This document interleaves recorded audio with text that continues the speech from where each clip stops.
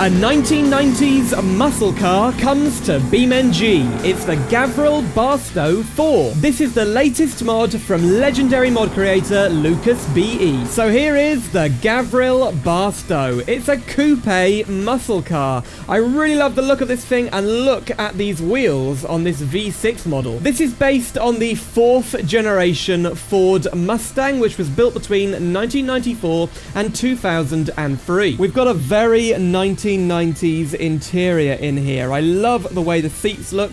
Look at these dials, very clear, very precise. This model is powered by a 3.4 litre V6 engine. It produces just 135 horsepower.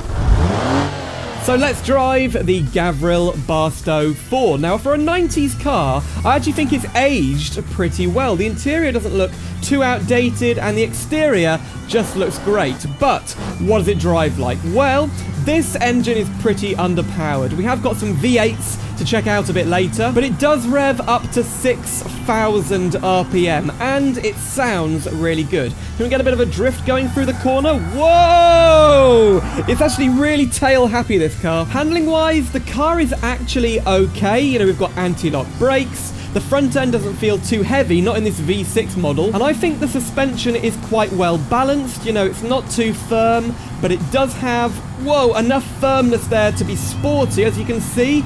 Pretty stable. Right, enough messing about. Let's go for a crash test. Into the entrance of this tunnel, slow motion.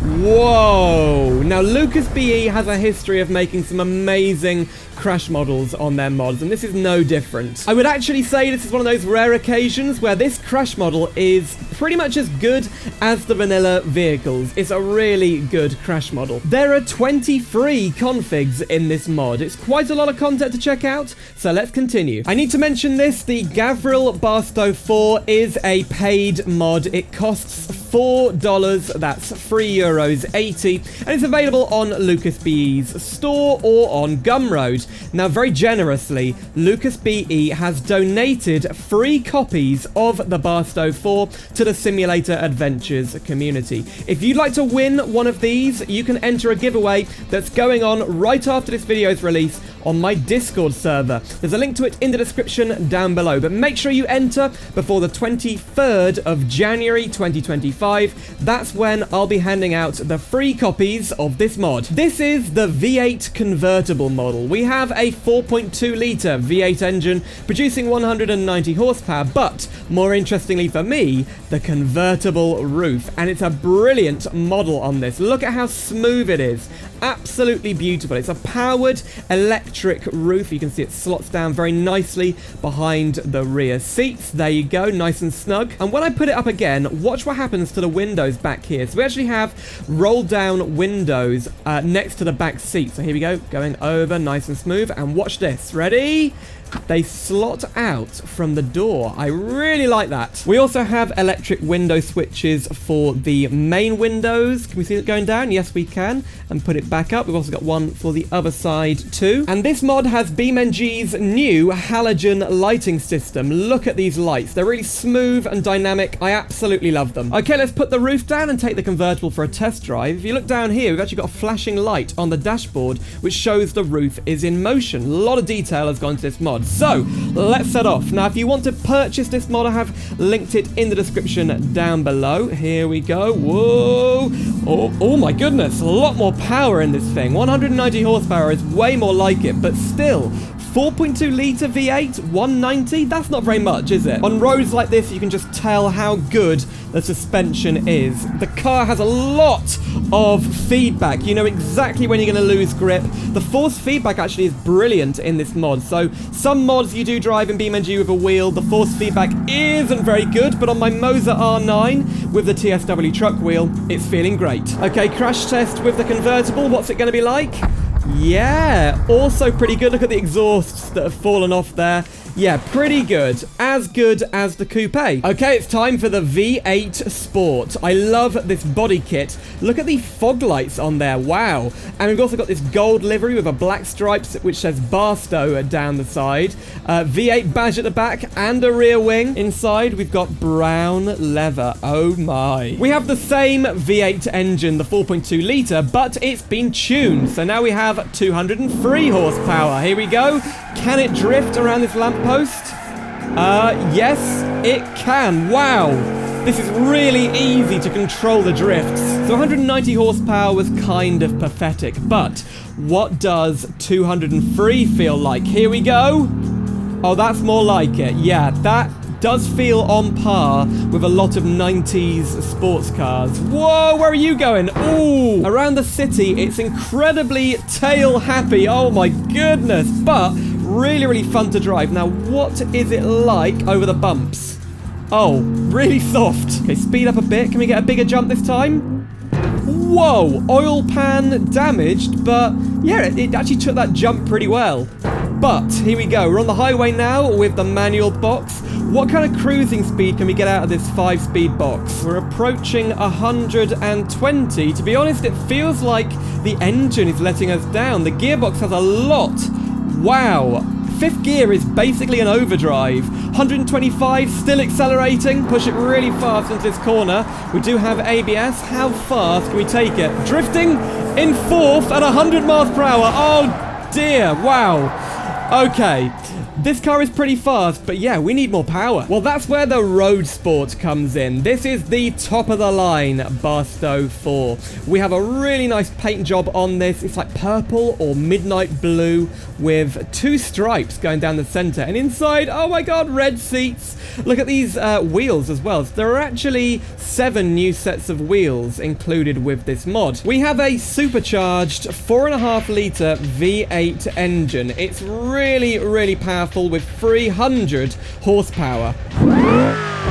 Other cool things are the indentations on the rear bumper, which make out Barstow. I absolutely love that. The RS RoadSport badge, and if we open the trunk, you can see this mod does support career mode. You can fit the cargo loads in here and then do cargo missions in career mode. I am loving these red seats, and you can see you can even put the cargo boxes in the rear seats too. Now, if you look at the dashboard again, you can see we've now got white gauges, and all throughout this video you might have seen the trip computer, which is actually recording our trip, how far we've driven. Okay, let's drive the RoadSport. Now, this is way more powerful. That supercharger makes a huge difference. I mean, yeah, okay, the displacement is slightly more, but oh my goodness, it's a totally different beast. Actually, it's almost uncontrollable on the limit. Whoa, very, very drifty. Right, let's see what kind of speed we can get on the bridge to the city. Whoa, good brakes. Okay, overtake all the traffic. We have got the power for this. Off we go. Handling is still good. The front end doesn't lose grip very easily. You know, it's quite a grippy front end. Here we go. 120 in 4th. Wow, this is a tight gap. Can we get through? Yes, we can. Whoa, van, what are you doing? Ah! Oh, on the brakes. Uh-oh. Oh, dear. That's gone bad. But you know what? The cabin has quite a lot of rigidness. It's... yeah, I don't know how badly injured you'd be from that crash. You'd probably survive. While I do love the interior on this mod, I think the steering wheel could be a bit more interesting. This looks like the default steering wheel from the vanilla game, I think from the Gavril Roma. And on the 4th generation Mustang, they actually had a little horse emblem on there. Maybe we could have something similar, but like in BeamNG lore, like a pony or a wolf, or I don't know, something else to represent Gavril on the steering wheel, rather than just this kind of bland Roma steering wheel. LucasBE has done something really interesting with this mod. Different models have different suspension setups. So the higher end models have an independent rear suspension, but this one just has a live rear axle, which makes it pretty unmanageable. This is definitely a very common theme with muscle cars, but if you push it into the corner, oh, we need that independent rear suspension. It just wants to drift. Oh, it's quite unmanageable, but really fun. So this is the TrackSport. It's got the exact same engine as the RoadSport, but this one has been modified for track racing. You can see we've got a different body kit. We've got racing bucket seats, a massive rear wing, and look, a little TrackSport logo there. And the suspension has been modified for the track. So, let's see if it's any better. Right, onto the track. Have the modifications made a difference? Well, lots of wheel spin to start with. Let's get onto the track as soon as possible. Okay. Yep, it does feel quite firm compared to the other one. Push into the first corner. Oh, losing control a little bit on the out there, but not bad. I can barely see anything out of the rear view mirror because all we can see is the wing. Anyway, whoa.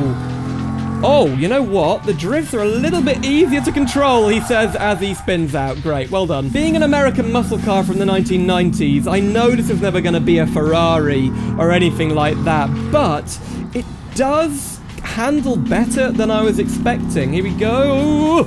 Okay, in fourth gear we're still getting drifts, but now onto the straight. Supercharged engine doing pretty well, propelling us up to 110. Again, we've got that sort of overdrive gearbox, but we do seem to be getting a higher speed right now. There's 130, still accelerating up the hill, over the crest of the hill. Right, this is going to be a big brake test here. Here we go, hit the brakes. Ooh, very, very good brakes on this TrackSport model. Bit of a drift round here. Right, let's go to the corkscrew corner. Now, I don't want to take it too fast, but I really do want to test this thing on the corkscrew corner. That wasn't a good start. Okay, I think 50 miles per hour should do it. Whoa! Oh, yes. It handles flat. I wasn't pushing it too hard there, but it didn't lose grip whatsoever. The mod comes with two police configs. On the left, we've got the normal police car, the kind of thing you'd see being driven around by normal police officers. But then on the right, we've got the police interceptor, which is designed only for high-speed pursuits on the highway. Now, this thing looks absolutely amazing. We've got a very modern light bar up here, which suggests it was used up to, like, 2010s, maybe? I don't know. I really like the look of this thing. In fact, it's based on the TrackSport, the model we were just driving. Inside, both of these configs have a police radio and a radar. You can see on the other one, look, we've got the same. Ooh, and all these little buttons, fancy buttons for the siren. Do they actually move as we turn on the siren? Oh, they don't. But yeah, air horn. Look at that one there. And yeah, I'd be pretty scared if I saw this thing coming towards me on the highway. I mean, it does look epic. We do also have this Derby config, which is called the Bandit. It has the V6 engine and a very rusty, patinaed bodywork on here. Wow, look at that. The rust is really, really nice. Very, very realistic. And look at these massive, chunky off-road tires. Okay, let's take it onto this off-road track. It's been slightly tuned with 146 horsepower. Now, do the tires make up for the fact this thing is rear-wheel drive? I'd say yes. It feels incredibly grippy. This is another one of those configs that'll be just perfect for anyone that loves derby races or they want to recreate Wreckfest in BeamNG. Now, is it quite durable if we hit something?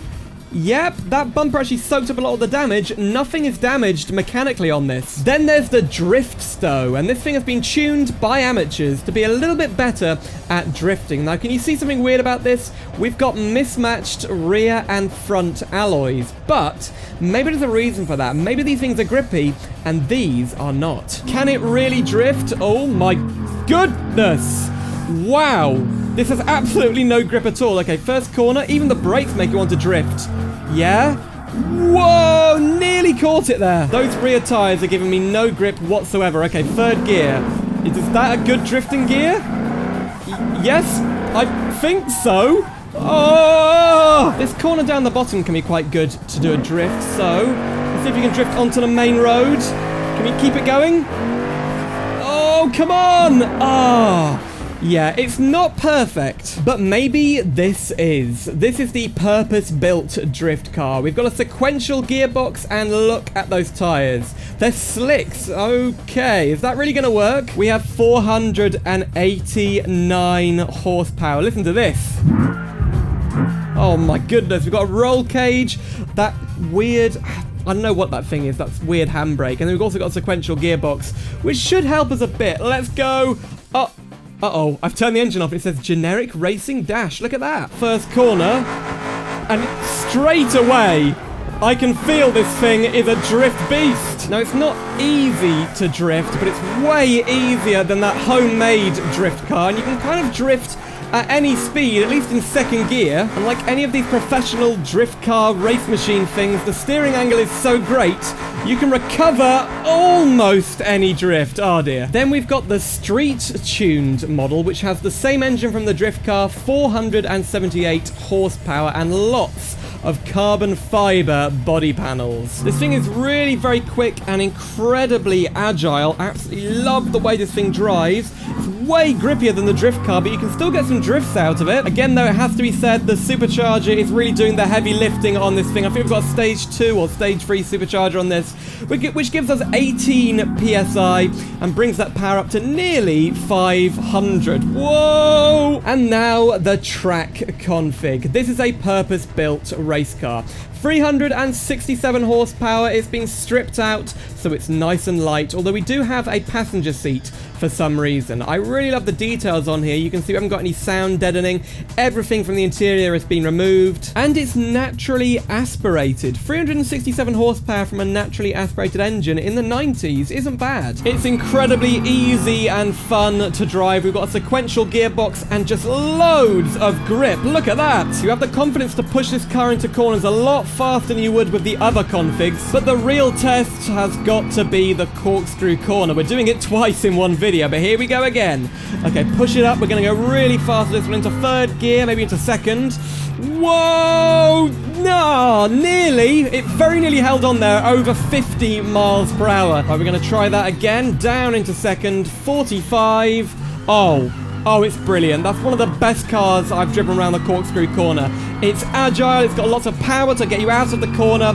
No understeer, no oversteer. Great. So finally, let's drive the drag variant. This has 1,700 horsepower and it looks incredibly mean. Look at this rear wing. Is that going to give us lots of downforce? Well, I hope so. And we're going to race against the original Barstow drag variant. Let's see how it compares. Okay, let's stage up to the line. I really want to see how close these cars can get to each other because, 30 years difference between them. Here we go.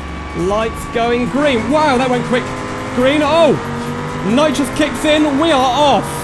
160, 180, 190. Still going. I'm going to keep accelerating. We're stuck at about 205.